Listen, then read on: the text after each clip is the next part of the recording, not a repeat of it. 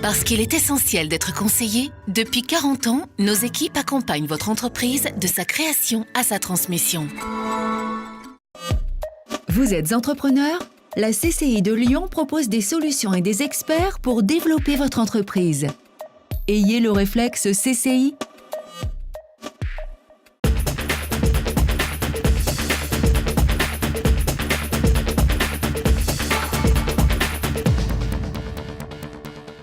Bonjour et merci d'être fidèle à Lyon Décideur. Le tout nouveau président de l'APM, l'Association pour le progrès du management est lyonnais, et Christian Barquier est notre invité aujourd'hui. Il dirige aussi Florette qui vient de s'installer et qui vient d'installer son siège à Lyon. On en parle dans un instant. À retenir aussi dans l'actualité de ces derniers jours, investissement majeur pour Fresenius à l'Arbrel, stratégie de croissance pour Nutrisense, beau développement pour SBT, un nouvel espace d'Orange pour les entreprises et les collectivités locales, les résultats de Tessier et le lancement de l'opération Une clé pour les mal logés. Excellente nouvelle pour la région lyonnaise. L'allemand Fresenius MAD va construire une nouvelle usine de dialyseurs à l'Arbrel, un investissement de 70 millions d'euros avec à la clé 80 emplois nouveaux. Début des travaux au printemps 2015 pour un site qui sera opérationnel en 2017 avec vocation à produire 30 millions de dialyseurs par an. Pour cet investissement, Lyon était en concurrence avec l'Allemagne, le Japon et les États-Unis. Preuve que la France peut être compétitive à condition de savoir robotiser au maximum la production. Il y aura bientôt 50 robots à l'Arbrel contre un seul il y a 5 ans. Belle stratégie de développement pour Nutrisense, le pôle nutrition santé du groupe Evolem de Bruno Rousset. En reprenant la société de Beaune, les repas santé, spécialisés dans les repas mixés et hachés pour personnes âgées et malades, le nouvel ensemble dépasse les 50 millions d'euros de chiffre d'affaires. L'objectif clairement affiché d'Evolem est d'atteindre les 200 millions d'euros d'activité en 5 ans pour ce pôle.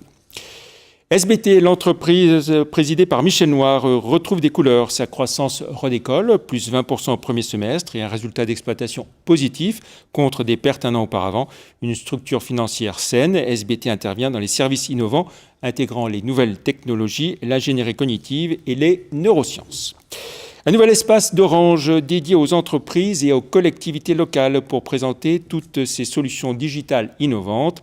Orange vient d'ouvrir 200 mètres carrés cours Gambetta, à côté de la Part-Dieu, pour présenter toute son offre digitale et ses innovations à un public professionnel. Explication recueillie sur place par Clémence Delarbre. Nous offrons à travers cet espace digital un espace dédié aux entreprises. Aujourd'hui, beaucoup d'entreprises et de collectivités s'interrogent sur comment intégrer les usages digitaux dans leur stratégie. Et donc, nous sommes en mesure, et ça c'est un avantage exclusif, je pense, d'accompagner les usages digitaux des entreprises, mais aussi des individus que nous sommes tous.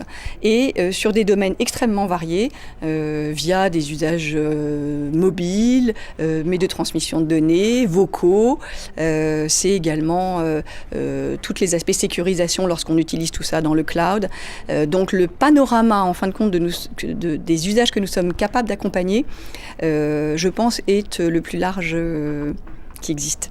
C'est ça qui est important, c'est que la digitalisation puisse être accessible de la façon la plus simple et la plus sécurisée possible, mais à toute taille d'entreprise. Donc nous avons des clients pros qui se lancent très fortement dans la digitalisation, des PME, n'importe quelle taille d'entreprise. Quand IS Électrique ou Feu Vert s'interrogent sur comment ils peuvent accueillir leurs clients en multicanalité, ce sont des entreprises de taille humaine.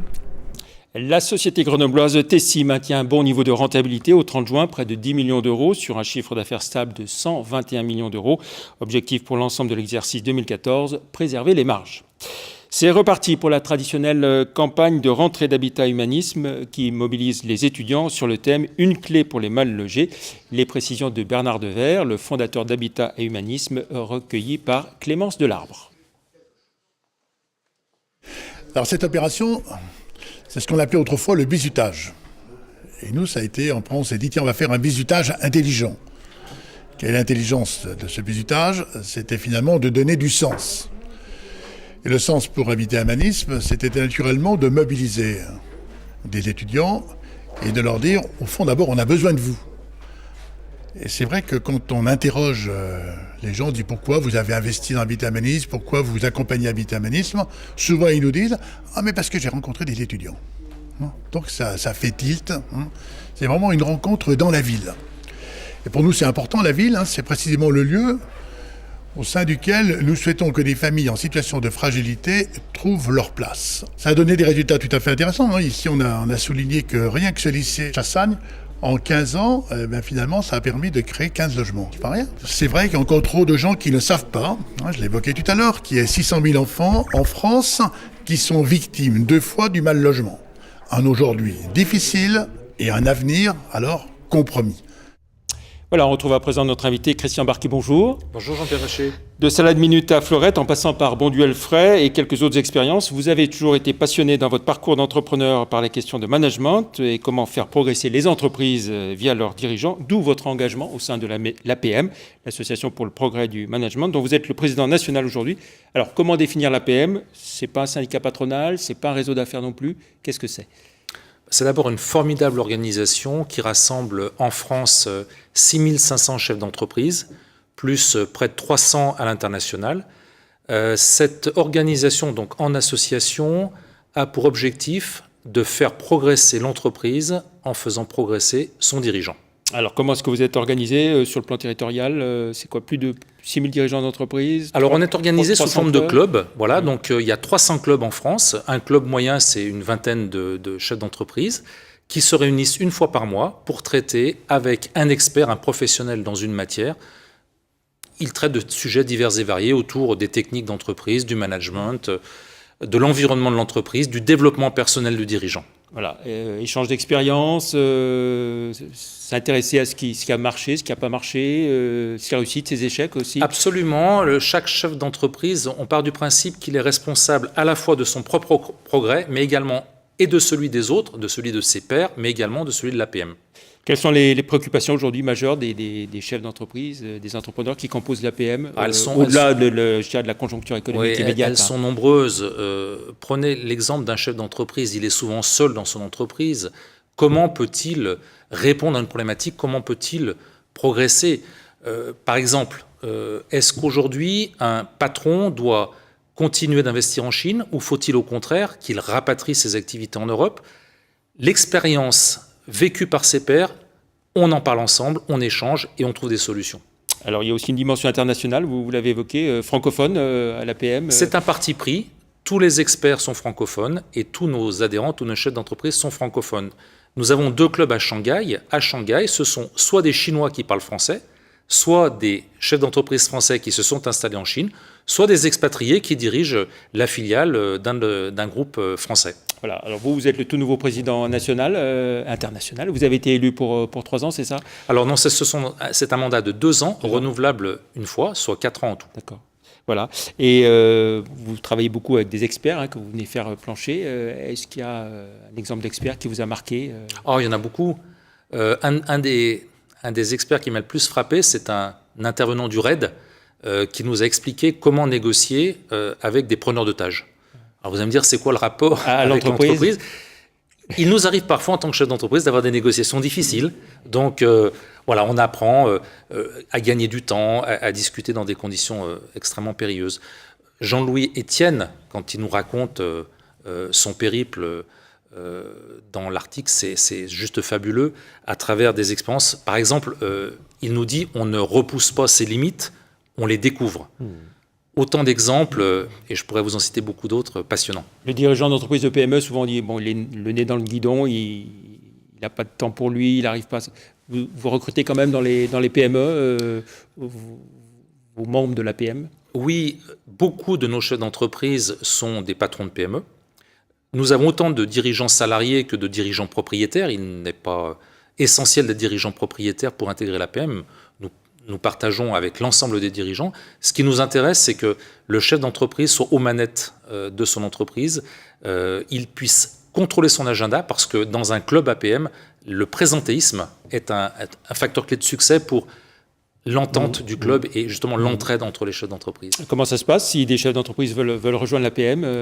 Alors on rentre à l'APM par cooptation, par recommandation, c'est-à-dire quelqu'un qui souhaite intégrer l'APM contacte un chef d'entreprise déjà adhérent de l'APM qui ensuite derrière lui fera faire le cursus il se présentera et en fonction de sa motivation, de son intérêt, il pourra rejoindre l'un des 300 clubs. Il y en a une vingtaine à Lyon quand même. Lyon et sa périphérie, donc il y a le choix. Très bien. Et vous-même, vous êtes issu d'un club lyonnais, bien sûr. Oui, tout à fait. Un des clubs qui s'appelle le Club de Lyon, puisque c'était le premier club qui a été créé à Lyon. Moi, je suis à l'APM depuis une quinzaine d'années, sachant que cette association a été créée il y a à peu près 25 ans. Voilà, on va s'intéresser un peu maintenant à l'entreprise que vous dirigez, Florette, directeur général de Florette. On vous a connu ça là de minutes, je le disais, bon Dieu le ferait.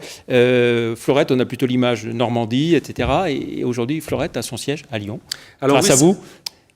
Un petit peu grâce à moi, dans la mesure où c'est vrai que Florette est la filiale d'une coopérative normande qui fait 4 milliards de chiffre d'affaires, mais la marque Florette en France, c'est 200 millions de chiffre d'affaires, et ces 200 millions se sont constitués avec le rachat de Backhaver France, qui est une entreprise que je présidais jusqu'en 2012, et suite au rachat, donc Florette m'a demandé de diriger l'activité française, et j'ai dit OK, et pourquoi pas mettre le siège à Lyon, dans la mesure où Backhaver France avait son siège à Lyon, et le groupe a accepté. Donc aujourd'hui, le siège de Florette est à Lyon. Avec combien de personnes à Lyon À Lyon, nous avons une cinquantaine de personnes. Nous avons gardé un siège back-office en Normandie, avec des sujets comme la paie, la comptabilité et autres. Sachant qu'il y a un site de production, bien sûr, en Normandie. Voilà, nous avons même 5 sites de production avec un total de 1500 collaborateurs qui travaillent, et l'entreprise réalise à peu près 200 millions d'euros de chiffre d'affaires chaque année. La position de Florette sur son marché Alors avec l'acquisition de Backhaver, Florette est devenue numéro 1 du marché avec 53% de part de marché, donc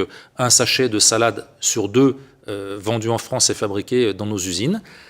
C'est une position qui est sympathique, mais qui est difficile à tenir. En un mot, si on doit présenter la stratégie et puis les ambitions de Florette, très rapidement, quelques secondes. Alors, je prends un petit peu de hauteur en disant que Florette a la vocation à être une entreprise internationale. Donc, moi, je m'occupe de la partie française, mais j'ai des collègues sur l'Espagne, sur l'Angleterre, et tout le développement à venir de Florette, c'est plutôt sur l'Europe, et on pousse. On est aujourd'hui en Belgique, en Allemagne, en Italie, en Suisse, et on souhaite pousser un petit peu plus à l'Est. Et c'est une entreprise qui recrute, on peut le dire.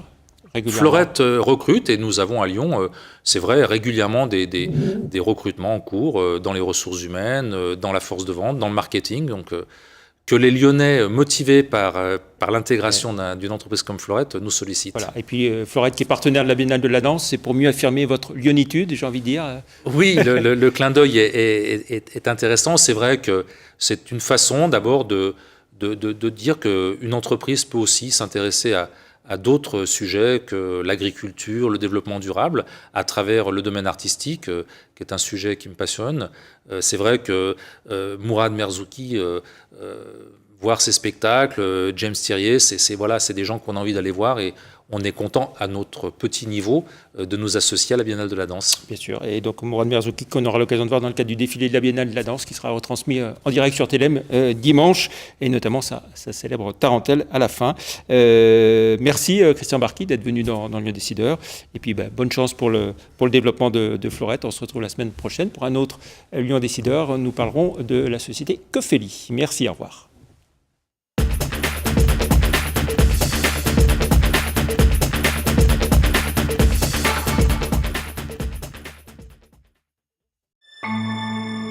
Parce qu'il est essentiel d'être conseillé, depuis 40 ans, nos équipes accompagnent votre entreprise de sa création à sa transmission.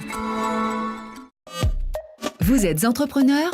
La CCI de Lyon propose des solutions et des experts pour développer votre entreprise. Ayez le réflexe CCI